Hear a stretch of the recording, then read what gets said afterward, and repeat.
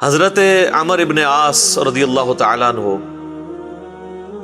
یہ عربی میں جب عمر لفظ لکھا جاتا ہے نا تو یہ واو کے ساتھ لکھا جاتا ہے۔ عمر جس طرح لکھا جاتا ہے اسی طرح عمر بھی لکھا جاتا ہے، لیکن عربی اس میں فرق کرتے ہیں، اس کو لکھتے ہیں عمرو۔ وہ اردو میں لوگ پڑھ رہے ہوتے ہیں نا عمرو، یہ عمرو عیار کی کہانیاں، وہ لفظ بھی ڈیوائس بیسیکلی حضرت عمر بن عاص سے ہوا ہوا ہے، کیونکہ برین ان کا بہت تھا۔ اچھا، لیکن وہ لفظ ہی غلط ہے، لفظ عمرو تو کوئی لفظ ہی نہیں ہے، لفظ ہے امر۔ لکھا ہوتا ہے عمرو لیکن اس کا مطلب واو جو ہے وہ سائلنٹ ہوتا ہے، اور واو کا مطلب یہ ہے کہ آپ نے اسے پیش کی بجائے زبر سے پڑھنا ہے، عمر کی بجائے پڑھنا ہے امر۔ تو حضرت عمر بن عاص رضی اللہ تعالیٰ عنہ، یہ آپ سمجھ لیں کہ قریش مکہ، مشرکین عرب کے تھنک ٹینکس میں سے تھے۔ گفتگو کرنے کا بھی ان کو فن آتا تھا، اور معاملہ فہمی اور چیزوں کو ہینڈل کرنا یہ ان پہ ختم تھا، اور ینگ ایج کے اندر۔ اس کا اندازہ آپ اس بات سے لگائیں کہ جب مسلمان ہجرت کر کے نجاشی کے پاس چلے گئے تو مشرکین عرب نے اپنا سفیر بنا کر جس شخص کو بھیجا کہ وہاں پہ جا کے ایک عیسائی بادشاہ سے مقدمہ لڑ سکے اور نعوذ باللہ مسلمانوں کو وہاں سے دوبارہ ملک بدر کروایا جائے، تو جس شخصیت کا انتخاب کیا وہ عمر بن عاص تھے۔ اس وقت ظاہر وہ مسلمان نہیں ہوئے تھے۔ بہرحال وہاں پہ پھر قرآن کی طاقت کام آئی۔ حضرت علی کے جو بھائی تھے جعفر بن ابی طالب، انہوں نے سورہ مریم کی جب تلاوت کی نجاشی کے دربار میں، بسم اللہ الرحمن الرحیم، یا زکریا انا نبشرک بغلام اسمه یحیی لم نجعل له من قبل سمیا قال ربی انا یکون لی غلام وکانت امرأتی عاقرا وقد بلغت من الكبر عتیا قال كذلك قال ربك هو علي هين۔ تو پھر اللہ تعالیٰ کی گفتگو کے سامنے بڑے سے بڑا بھی کوئی سفیر ہو، اس کی زبان کا اثر تو پھر ختم ہو جاتا ہے۔ تو نجاشی کی حالانکہ عمر بن عاص سے بڑی پرسنل دوستی بھی تھی، یہ بڑے ان سے تحفے بھی ان کے لیے لے کے گئے، وہ تحفے بھی اس نے واپس کر دیے۔ وقد خلقتك من قبل ولم تك شيئا قال رب اجعل لي آية قال آيتك ألا تكلم الناس 3 ليال سويا فخرج على قومه من المحراب فأوحى إليهم أن سبحوا بكرة وعشيا يا يحيى خذ الكتاب بقوة وآتيناه الحكم صبيا وحنانا من لدنا وزكاة وكان تقيا وبرا بوالديه ولم يكن جبارا عصيا وسلام عليه يوم ولد ويوم يموت ويوم يبعث حيا۔ اس نے کہا بھائی لے جاؤ، تم سونے کے اگینسٹ بھی ان کو تولو نا تو میں تب بھی تمہیں یہ واپس نہیں کروں گا، ٹھیک ہے۔ پھر زمین سے اس نے تنکا اٹھا کے کہا کہ یہ جو سورہ مریم میں حضرت عیسیٰ کا سٹیٹس آیا نا کہ وہ اللہ کے بندے تھے، والله ما عدا عيسى ابن مريم ما قلت هذا العقد، اللہ کی قسم عیسیٰ ابن مریم ایک تنکے کے برابر بھی اس سے زیادہ ان کا مرتبہ نہیں تھا جتنا تم نے بیان کیا ہے، یعنی اس میں ہم غلو نہیں کر سکتے کہ انہیں ڈیوینٹی میں کلیم کر دیں۔ یہ سمجھدار لوگ تھے، یہ وہاں سے مایوس ہوئے۔ اسی دوران صلح حدیبیہ بھی ہو چکی تھی، مسلمانوں کی پاور تسلیم ہو چکی تھی۔ تو حضرت خالد ابن ولید اور عمر بن عاص یہ دونوں بڑے جگری یار تھے، ایک بڑا بہترین پلانر تھا اور دوسرا بہت بڑا جنگجو تھا۔ تو صلح حدیبیہ کے بعد نا ان لوگوں کو اندازہ ہو گیا کہ اب اسلام کا گراف اوپر ہی جا رہا ہے، شرح صدر بھی ہو گیا۔ خالد ابن ولید کا ایک بھائی تھا ولید ابن ولید، وہ مسلمان پہلے ہی ہو چکا ہوا تھا۔ تو وہ بھی کچھ اثر تھا خالد بن ولید کے اوپر کہ وہ اتنا بزدل تھا، اور مسلمان ہونے کے بعد اتنا وہ طاقتور ہو گیا کہ اس نے مشرکین عرب کے قافلے لوٹنا شروع کر دیے۔ تو وہ اپنے دوستوں میں فخر کرتے تھے، حالانکہ ہے دشمن تھے لیکن کہتے تھے یار بہادر تھے، پھر نکلے نا میرا بھرا۔ یہ سارا کچھ نا عمر سیریز کے اندر انہوں نے فلمایا ہوا ہے۔ يضحكك ما حقه أن يبكيك؟ الوليد أخي الوليد ما علمت له عزما قبل اليوم. أجل والله إني لأنكر عمله وأفخر به. كيف يجتمعان؟ يجتمعان. تو حضرت عمر بن عاص جو ہیں وہ سمجھدار آدمی تھے. انہوں نے سمجھ لیا خالد بن ولید سے ملاقات ہوئی اور بائی چانس وہ حبشہ سے آ کے مدینہ شریف جا رہے تھے اسلام قبول کرنے, اور یہ مکے سے مدینے جا رہے تھے. خالد إنك والله عمرو. راستے میں ملاقات ہو رہی اور دونوں ایک دوسرے کو بتانے کے لیے تیار نہیں ہو رہے کس لیے جا رہے ہیں. لیکن پھر جب گپ شپ ہوئی تو اندازہ ہوا, تو حضرت خالد نے کہا کہ بھئی مجھے لگتا ہے کہ یہ اللہ کے پیغمبر ہیں, اللہ کی غیبی تائید ہے ان کے ساتھ. أجب أنت ما أخرجك يا أبا عبد الله. والله لقد استقام المنسم وإن الرجل لنبي أذهب إليه فأسلم. وذلك الذي أخدمني. تو عمر بن عاص کہتے ہیں کہ مجھے بھی لگتا ہے ایسے. تو پھر کیا ارادہ ہے؟ تو کہتے ہیں ہم ان کی بیعت کر لیتے ہیں, اسلام قبول کر لیں. تو پھر انہوں نے اسلام قبول کیا. پھر نبی علیہ السلام نے ان کے ساتھ بڑی شفقت بھی فرمائی. کئی ایک چھوٹی مہمات کے اوپر بخاری مسلم میں آتا ہے کہ عمر بن عاص کو آپ نے کسی ایک خاص لشکر کا امیر بھی بنا کے بھیجا. اور پھر سیدنا عمر کے دور میں جنگ یرموک کے اندر بھی یہ جو بڑے بڑے چند کمانڈر جو تھے حضرت ابو عبیدہ ابن جرح کے ساتھ, ان میں عمر بن عاص بھی شامل تھے. جنگ یرموک انہوں نے لڑی ہوئی ہے, رومن امپائر کے خلاف جو فیصلہ کن جنگ تھی. اس کے بعد پھر جب مصر کے فتح کرنے کی باری آئی تو مصر کے اوپر تو حضرت عمر بن عاص کو ہی بھیجا تھا حضرت عمر نے. تو یہ فاتح مصر بھی ہیں. سعد ابن ابی وقاص فاتح ایران ہیں اور یہ ہے فاتح مصر. اور جنگ یرموک میں بھی ابو عبیدہ ابن جرح کے ساتھ یہ رہے ہیں رضی اللہ عنہم اجمعین وعلیہم السلام اجمعین. تو یہ ان کی زندگی کے اندر یہ اتار چڑھاؤ والا معاملہ رہا.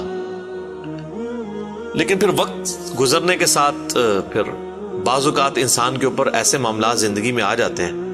ہم کیوں بار بار بات کرتے ہیں کہ ربنا لا تزغ قلوبنا بعد اذ ہدیتنا وہب لنا من لدنک رحمہ انک انت الوہاب. آمین. ڈر تو لگا رہنا چاہیے ہر وقت. وہ مشہور حدیث جو بخاری اور مسلم دونوں میں ہے, میں یقین کریں جب بھی وہ حدیث پڑھتا ہوں نہ کانپ اٹھتا ہوں. عقبہ بن عامر کہتے ہیں کہ نبی علیہ السلام نے اپنی وفات سے 1 مہینہ پہلے غزوہ احد کے شہداء کے قبرستان میں جا کے نماز جنازہ پڑھی اور وہیں پر ہمیں خطبہ دیا. اچھا, اس حدیث کے اینڈ پہ بڑے دردناک الفاظ ہیں. عقبہ بن عامر کہتے ہیں یہ آخری دفعہ میں نے نبی علیہ السلام کا دیدار کیا تھا, اس کے بعد میں نے حضور کو کبھی نہیں دیکھا. عقبہ بن عامر کہتے ہیں یہ والا جو خطاب ہوا تھا غزوہ احد کے شہداء کے اوپر, تو اس میں آپ علیہ السلام نے فرمایا کہ دیکھو مجھے اپنے بعد تم سے یہ خطرہ نہیں ہے کہ تم شرک میں مبتلا ہو جاؤ, مگر مجھے ڈر ہے کہ تم دنیا کے مال میں پھنس جاؤ گے, پھر ایک دوسرے کو قتل کرو گے جس طرح اگلی قوموں نے کیا, اور تم بھی تباہ و برباد ہو جاؤ گے جس طرح اگلے. یہ پچھلے دنوں میری ایک ویڈیو بھی ریکارڈ ہوئی ہے, مجھے تم سے شرک کا خدشہ نہیں. یہ حصہ نکالا ہوا اس میں سے. سر اس حدیث میں جو سوز و گداز تھا وہ آپ کو سمجھ ہی نہیں آیا وہ کیا تھا. بخاری مسلم کے الفاظ ہیں. عقبہ بن عامر کہتے ہیں رسول اللہ ہم سے یوں گفتگو کر رہے تھے جس طرح آپ مردوں اور زندوں دونوں کو الوداع کہہ رہے ہیں, اور آپ فرمایا کہ میں اس وقت بھی اپنا حوض کوثر سامنے دیکھ رہا ہوں. یعنی اللہ تعالیٰ نے آپ کو وہ سب کچھ سامنے دکھا دیا, اور میں تمہارا پیش رو ہوں, میں آگے جا رہا ہوں, تم نے میرے پیچھے آنا ہے. آپ ڈرا رہے تھے. تو اور وہی ہوا کہ نبی الاسلام کی وفات کے بعد پھر دنیا کی محبت کے غلبے کی وجہ سے بنو امیہ نے جو کام کیے, اور پھر جنگ جمل صفین اور نہروان, یہ ایک دردناک چیز ہے. یوٹیوب پہ میری کئی ایک ویڈیوز اس کے اوپر ریکارڈنگ ہے. اس حدیث میں بہرحال یہ آپ چیز نوٹ کریں کہ نبی علیہ السلام نے یہ خطبہ مسجد نبوی میں دینے کی بجائے قبرستان میں کیوں دیا ہے؟ اس کی 2 ریزنز تھی. اس لیے کہ وہ قبرستان تھا غزوہ احد کے میدان میں, جہاں پر ایک واضح فتح مال غنیمت سمیٹنے کی وجہ سے شکست میں بدل گئی تھی. حالانکہ رسول اللہ موجود تھے, لیکن دنیا کی محبت کا تھوڑے سے غلبے نے رسول اللہ کی موجودگی کی بھی پرواہ نہیں کی اللہ نے، اور فتح کو شکست میں بدل دیا۔ تو آج تو رسول اللہ موجود بھی نہیں ہے، ہمیں آپ کی دعاؤں کا بھی وہ حصہ نہیں ہے جو صحابہ کو نصیب تھا صلی اللہ علیہ وآلہ وسلم رضی اللہ عنہم اجمعین۔ اور دوسرا نبی علیہ السلام یہ میسج دینا چاہ رہے تھے کہ غزوہ احد میں وہ لوگ اس قبرستان میں دفن ہیں جنہوں نے محنتیں کی ہیں اور پھل ملنے سے پہلے ہی وہ اسی فقر کی زندگی میں دنیا سے چلے گئے۔ حضرت حمزہ ابن عبد المطلب نے تو اسلام کا گولڈن پیریڈ نہیں دیکھا نا، ان تو قربانیاں دی ہیں نا۔ آپ اس سے اندازہ لگائیں، یہ میرا اجتہاد ہے اور یہ درست ہے کہ اگر رسول اللہ کی وفات کے وقت حضرت حمزہ زندہ ہوتے تو پہلے خلیفہ وہ بنتے، کیونکہ غزوہ بدر اور احد کے اندر نبی علیہ السلام نے آرمی چیف ان کو بنایا تھا، ابو بکر عمر عثمان و علی ان کے انڈر تھے۔ تو حمزہ بن عبد المطلب تو شہید ہوئے احد میں، ان کی لاش کا مسئلہ ہوا۔ نبی علیہ السلام نے یہ بھی میسج دیا کہ یہاں پہ، اور پھر وہاں تو اتنی دردناک حدیثیں ہیں بخاری مسلم میں کہ کفن کے لیے بھی کپڑا نہیں تھا، سر چھپاتے تھے تو پاؤں ننگے ہو جاتے تھے کہ یہ صاحب کے، پھر گھاس ڈال کے ایک قبر میں کئی مردے دفنائے گئے۔ تو نبی اسلام یہ بھی میسج دے رہے تھے، کیونکہ آپ کو تو اللہ نے دکھا دیا نا۔ اسی حدیث بخاری مسلم میں آتا ہے کہ اللہ تعالیٰ نے زمین کے خزانوں کی چابیاں مجھے دے دی ہیں، اور جو بریلوی کہتے ہیں کہ حضور ہی سب کچھ بانٹ رہے ہیں، خدا کا نام ہے۔ اور میرے بھائی وہ بخاری مسلم میں باقی حدیث میں موجود ہے، وہ زمین کے خزانے رومن اور پرشین امپائر کے خزانے ہیں جو صحابہ نے فتح کرنے تھے، بیت المال میں آ کے جمع ہونے تھے۔ یہ تھا اس سے مراد کہ مجھے اللہ تعالیٰ نے عطا فرمائی ہے، مجھے اللہ تعالیٰ نے دکھا دیا کہ میری امت کہاں تک پہنچے گی۔ وہ کئی ایک حدیث آپ کو مشکات کی نا 30 جلد میں نبی علیہ السلام کے فضائل کے چیپٹر میں وہ مل جائے گی۔ کئی لوگ ہمیں ای میل بھی کر رہے ہوتے ہیں، یہ حضور کو جو چابیاں دی گئی ہیں تو پھر اب جس کے پاس چابی ہے اس سے ہی مانگنا چاہیے۔ وہ یہ تھا، ٹھیک ہے، کہ وہ رومن اور پرشین امپائر کے خزانے مسلمانوں کو ملے۔ تو بہرحال اسی کی ایگزیکیوشن بعد میں ہوئی ہے، اور حضرت عمرو بن عاص بھی اس، یعنی آپ سمجھ لیں سسٹم کا کسی درجے تک حصہ بنے، اور یہ میں ان پہ کوئی فتویٰ نہیں لگا رہا، وہ خود مانتے تھے کہ میرے ساتھ ایسا معاملہ ہوا۔ مجھے حضرت عمرو بن عاص سے یہ چیز یاد آئی، بڑی رکت انگیز حدیث ہے جس میں ان کے قبول اسلام کا واقعہ بھی ہے۔ صحیح مسلم میں کتاب الایمان چیپٹر میں شروع ہی میں 321 نمبر حدیث ہے، انٹرنیشنل نمبر کے مطابق، اور میرے یہ جو کربلا والا ریسرچ پیپر جس میں میں نے 200 احادیث جمع کی ہیں، اس کے اندر بھی آپ کو مل جائے گی۔ جنگ صفین کے حوالے سے میں وہ حدیثیں لے کے آیا ہوں۔ صحیح مسلم میں 321 نمبر۔ حضرت عمرو بن عاص کی موت کا وقت جب قریب آتا ہے تو وہ دیوار کی طرف منہ کر کے رونا شروع کر دیتے ہیں۔ سر موت کے وقت انسان کو پھر اپنی زندگی میں کی ہوئی غلطیاں یاد آ جاتی ہیں۔ تو ان کا بیٹا ان کو تسلی دیتے ہوئے کہتا ہے کہ ابا جان، آپ تو نبی علیہ السلام کے قریبی ساتھیوں میں سے تھے، آپ نے رومن امپائر کی جنگیں لڑی ہوئی ہیں، جنگ یرموک، جہاد میں آپ شامل رہے ہیں، اتنے اتنے بڑے فضائل ہیں آپ کے لیے۔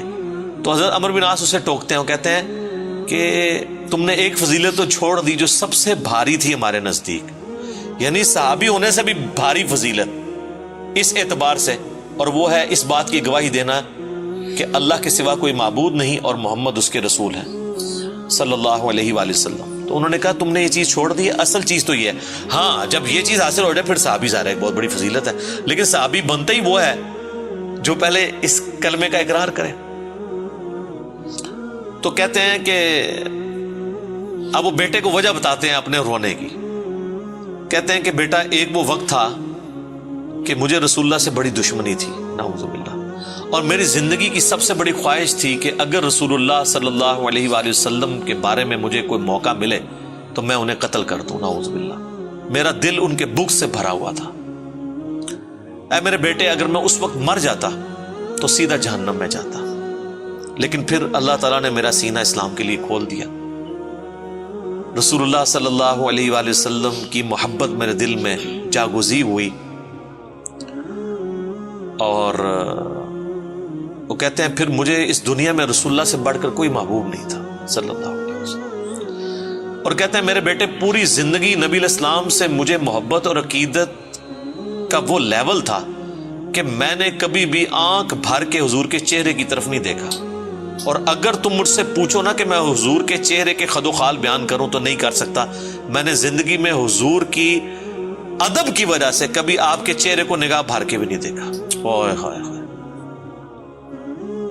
اور کہتے ہیں میرے بیٹے میں اس وقت مر جاتا تو سیدھا جنت میں جاتا جب میں نے اسلام قبول کر لیا.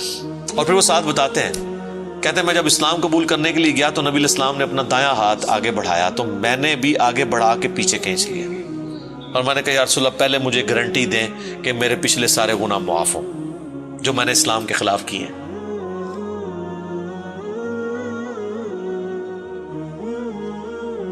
یا رسول اللہ اشہد ان لا الہ الا اللہ وانک رسول اللہ وإني أسألك مثل الذي سأل خالد فادع لنا صلی اللہ علیہ. تو نبی علیہ السلام نے فرمایا کہ اے عمر کیا تجھے نہیں پتا کہ اسلام سابقہ کے سارے گناہوں کو معاف کر دیتا ہے, مقبول حج سابقہ کے سارے گناہوں کو معاف کر دیتا ہے, اور اللہ کی راہ میں ہجرت کرنا سابقہ کے سارے گناہوں کو معاف کر دیتا ہے. حضور نے میرے گناہوں کی معافی کی گارنٹی لی, میں نے اسلام قبول کیا. اے میرے بچے اگر میں اس وقت مر جاتا تو سیدھا جنت میں جاتا. لیکن پھر میری زندگی میں ایک تیسرا وقت آیا, پھر مجھ سے وہ کچھ ہوا جو نہیں ہونا چاہیے تھا. یہ حدیث مسند احمد کے اندر بھی موجود ہے, صرف صحیح مسلم میں نہیں ہے. اس میں تو خیر اور بہت سارے الفاظ ہیں, وہ میں بعد میں وہ طریق بیان کرتا ہوں. کہتے ہیں بہرحال پھر مجھ سے جو کچھ ہوا, اب میں اللہ سے امید کرتا ہوں کہ اللہ تعالیٰ مجھے معاف کرے گا, آمین. جب میں مر جاؤں تو میری قبر کے ساتھ, میری لاش کے ساتھ, میت کے ساتھ کوئی آگ نہیں ساتھ لے کر جانی, اور نہ کوئی نوحہ کرنے والی عورت ساتھ لے کے جانی ہے. اور مجھے دفنانے کے بعد میری قبر کے اوپر پانی چھڑک دینا, جس طرح نبی علیہ السلام کی سنت ہے کہ آپ دفنانے کے بعد پانی چھڑکتے تھے. اور اس کے بعد میری قبر پہ اتنی دیر موجود رہنا جتنی دیر ایک اونٹ کو نہر کر کے اس کا گوشت تقسیم کیا جاتا ہے, یعنی کم از کم 2 گھنٹے تک, تاکہ میں اپنی قبر سے مانوس ہوں اور دیکھو میں اللہ کے بھیجے ہوئے فرشتوں کو پھر کیا جواب دیتا ہوں. یعنی اس سے حضرت عمر بن عاص نے یہ بھی عقیدہ دیا کہ اسی زمینی قبر کے اندر حساب و کتاب ہوتا ہے, لیکن اس کو کوئی دیکھ نہیں سکتا. یعنی اگر ایگزیکٹ آپ کیمرہ فٹ کر دیں تو یہ جو کیپٹن عثمانی برزخی گروپ جو لوگ کہتے ہیں نا وہ کہیں اور قبر ہوتی ہے, تو حضرت عمر بن عاص کا یہ عقیدہ نہیں تھا. یہ حدیث ان کے گلے کا کانٹا ہے, جب وہ ہم پیش کرتے ہیں وہ کہتے ہیں عمر بن عاص کا تو ذہنی توازن آخری وقت میں بگڑا ہوا تھا, وہ تو بہکی بہکی باتیں کر رہے تھے, کیونکہ ان کے لیے تو وہ جو بھی باتیں حضرت علی کی فیور میں جائیں وہ بہکی بہکی ان کو لگتی ہیں نا. میں کہتا ہوں ان کا دماغ جتنا موت کے وقت کام کیا ہے نا پہلے نہیں کیا تھا, کیونکہ وہ تو اس وقت ہی ان کو احساس ہوا ہے. اس طرح کو پوری اپنی لائف سٹوری سناتا ہے جس کا دماغ چلا ہوا ہو, کدھر سے شروع ہے اور کدھر تک پہنچا ہے. اچھا یہ حدیث مسند احمد میں بھی آتی ہے, اس میں جو ہے نا الفاظ ہیں کہ وہ گھبراہٹ کی وجہ سے نا دیوار کی طرف منہ کر کے روتے ہیں. تو ان کا بیٹا جب پوچھتا ہے کہ کیا آپ موت کے خوف کی وجہ سے رو رہے ہیں, وہ کہتے ہیں میں موت کی وجہ سے نہیں رو رہا, میں رو رہا ہوں اس بات کو کہ مرنے کے بعد میرے ساتھ کیا بنے گا, موت کے بعد آنے والے حالات کے بارے میں. یہی تو سر ہم آپ کو کہہ رہے ہیں کہ مرنے سے پہلے اے مسلمان کر لے اس پہ غور, کتابوں کا خدا اور ہے, بابوں کا خدا اور. اچھا ایک اور طریقہ ہے مسند امام احمد میں اس کے ساتھ ہی کہ موت کے وقت جب انہیں گھبراہٹ ہوتی ہے نا تو وہ دیوار کی طرف منہ کر کے زاروں قطار روتے ہیں. تو ان کا بیٹا کہتا ہے کہ ابا جی آپ رو رہے ہیں, آپ کو تو نبی علیہ السلام اتنی محبت کرتے تھے, آپ کو ذمہ داریاں دیتے تھے, آپ نے جنگیں لڑی, آپ نے رومن امپائر کے خلاف جنگ یرموک لڑی, تو حضور کو تو آپ کو بڑی اہمیت دیا کرتے تھے. سر اس پہ آپ ذرا جواب سنیں عمر بن عاص کا. وہ کہتے ہیں اللہ کی قسم مجھے پوری زندگی یہ بات معلوم نہیں ہو سکی کہ حضور مجھ سے واقعی محبت کرتے تھے یا صرف تالیف قلب کے لیے، میرا دل رکھنے کے لیے مجھے کبھی کو پوسٹ دے دیا کرتے تھے. لیکن 2 بندے ایسے ہیں جن کے بارے میں دل سے گواہی دیتا ہوں کہ رسول اللہ اپنی وفات تک ان سے محبت کرتے تھے. ایک ابن سمیہ عمار ابن یاسر، اور دوسرا ابن ام عبد عبداللہ ابن مسعود. اب عمار بن یاسر ان کو کیسے بھول سکتا تھا؟ عمار کو تو مارا ہوا تھا انہوں نے صفین کے اندر. تو وہ کہہ رہے ہیں کہ حضور مجھ سے محبت کرتے تھے نا، تو مجھے نہیں لگتا کہ وہ اندر سے کرتے تھے یا میرا دل رکھنے کے لیے. بعض اوقات بندہ کسی کو ابلائش بھی کر دیتا ہے نا تعریف قلب کے لیے. لیکن 2 بندے ایسے تھے، میں کہتا ہوں کہ حضور واقعی ان سے محبت کرتے تھے، ابن سمیہ اور ابن ام عبد. پھر عبداللہ بن مسعود کے بارے میں اور عمار بن یاسر کے بارے میں جب انہوں نے یہ بات کی نا، تو ان کا بیٹا کہتا ہے کہ پھر انہوں نے دیوار کی طرف منہ کر لیا اور زاروں کے تار رونا شروع کر دیا. اور پھر ساتھ ساتھ یہ بول رہے تھے کہ اے اللہ، تو نے ہمیں جن باتوں کا حکم دیا ہم نے وہ کام چھوڑ دیے، اور تو نے ہمیں جن چیزوں سے منع کیا تھا ہم وہ کام کرتے رہے. اب تیری مغفرت کے سوا کوئی چارہ نہیں ہے.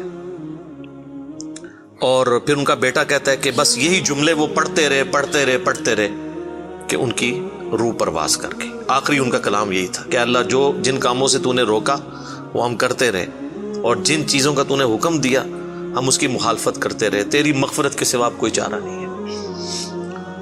تو اسی حدیث میں الفاظ ہیں کہ وہ جو میں نے بتایا مسند احمد والی جو حدیث ہے کہ میری زندگی میں جو 3 پیریڈ آئے، اس میں انہوں نے پھر تیسرا کہا کہ پھر میں حکومتی معاملات میں، بادشاہت کے معاملات میں پڑ گیا. صحیح مسلم میں تو ایمبیگوس الفاظ سے، مسند احمد والے طریق میں ہے کہ میں بادشاہت سے جا ملا، یعنی وہ ملوکیت والا وہ جو معاملہ تھا وہ اسی کو ہی رو رہے تھے. مسند امام احمد میں ایک حدیث ہے کہ جب عمار بن یاسر کی قتل کی خبر ملی جنگ صفین میں، تو ایک شخص آ کے عمر بن عاص کو بتاتا ہے کہ عمار قتل ہو گئے ہیں. تو حضرت عمر بن عاص بلند آواز سے پڑھتے ہیں انا للہ و انا الیہ راجعون، اور وہ بھاگتے ہوئے حضرت معاویہ کے پاس جاتے ہیں اور کہتے ہیں کہ معاویہ، تو عمار کو ہماری فوج نے قتل کر دیا، عمار قتل ہو گئے، اور میں نے رسول اللہ سے سنا تھا کہ عمار کو ایک باغی جماعت قتل کرے گی. تو حضرت معاویہ بجائے یہ کہ رجوع کرنے کے، عمر بن عاص کو کہتے ہیں کہ تو اونٹ کی طرح اپنے پیشاب میں پھسلتا ہے، یعنی تجھے خود یہ اس حدیث کا پتہ ہے اور تو خام خواہ اس کا چرچا کر کے لوگوں کو بتانا چاہ رہا ہے کہ علی حق پہ ہے اور ہم نہ حق ہیں. تو ہم نے اس کو مارا ہے، اس کو تو علی نے مارا ہے، نہ علی لاتا اس کو اور نہ وہ جنگ کے اندر قتل ہوتا ہے، یہ تو علی نے لا کے ہمارے نیزوں کے آگے اسے پھینکا ہے، نعوذ باللہ. اتنی باطل تعویل کی. اور المستدرک الحاکم میں اور باقی کتابوں میں حدیث کی ملتا ہے کہ جب حضرت علی کو اس کی خبر ملی نا، تو انہوں نے کہا کہ پھر معاویہ یہ کہنا چاہتا ہے کہ حمزہ کا قاتل رسول اللہ تھے، کہ نہ وہ جنگ احد میں ساتھ لے کے آتے نہ حمزہ قتل ہوتا. تو جو شخص جس کی فیور میں قتل ہو رہا ہوتا ہے وہ تو اس کا قاتل نہیں ہوتا، مخالف ہی قاتل ہوتا ہے. تو پھر مسند احمد میں ایک اور حدیث ہے کہ عمار کے قتل ہونے کی جب خبر پہنچتی ہے نا، تو حضرت عمر بن عاص کہتے ہیں کہ میں نے خود رسول اللہ سے سنا تھا کہ عمار کو باغی جماعت قتل کرے گی، اور عمار کا قاتل اور مال لوٹنے والا آگ میں ہے. تو وہ جو شخص خبر لے کے آتا ہے نا، اس کو بھی ہاتھ پاؤں پڑ جاتے ہیں کہ ایک میں ان کو خبر دے رہا ہوں، ان کو خود بھی پتا ہے، تو یہ لوگ کیا کر رہے ہیں. تو حضرت عمر بن عاص اس کی بھی تعویل کرتے ہیں. وہ کہتے ہیں حضور نے جو جہنم کے بارے میں فرمایا تھا نا، وہ عمار کے قاتل اور مال لوٹنے والے کے لیے تھا، وہ ہمارے لیے نہیں ہے. اگرچہ ہم بھی جنگ لڑ رہے تھے لیکن ہمارے ہاتھوں سے تو نہیں وہ قتل ہوا. حالانکہ صحیح بخاری میں حدیث ہے عمار کو باغی جماعت قتل کرے گی، اور یہ حدیث میں نے بتایا ان کو پتہ بھی تھی. جماعت کے بارے میں الگ سے میں نہیں کہتا دوزخ میں جائے گی، اللہ اور بندے کا معاملہ ہے. تو انہوں نے کہا کہ یہ مال لوٹنے والا اور قتل کرنے والے کے بارے میں. اب مسند احمد میں موجود ہے کہ وہ صحابی صلح حدیبیہ کا صحابی تھا، ابو الغادیہ، جس نے عمار کو قتل کیا تھا، اور پوری زندگی پہ پھر وہ روتے تھے مجھ سے یہ کیا کام ہوا. تو اس پہ خیر ابن حجر اسقلانی نے بڑی کوشش کی ہے، انہوں نے بحث کی ہے کہ نہیں، صلح حدیبیہ کی فضیلت اسے کور کر لے گی، امید ہے کہ وہ جنت میں ہی جائے گا جہنم میں پھیرا لگائے بغیر. تو شیخ البانی نے پھر اس کے اوپر گرفت کی ہے کہ نہیں، جو عام فضیلت ہوتی ہے نا جب کسی معاملے میں تخصیص آ جائے تو عام فضیلت اٹھ جاتی ہے.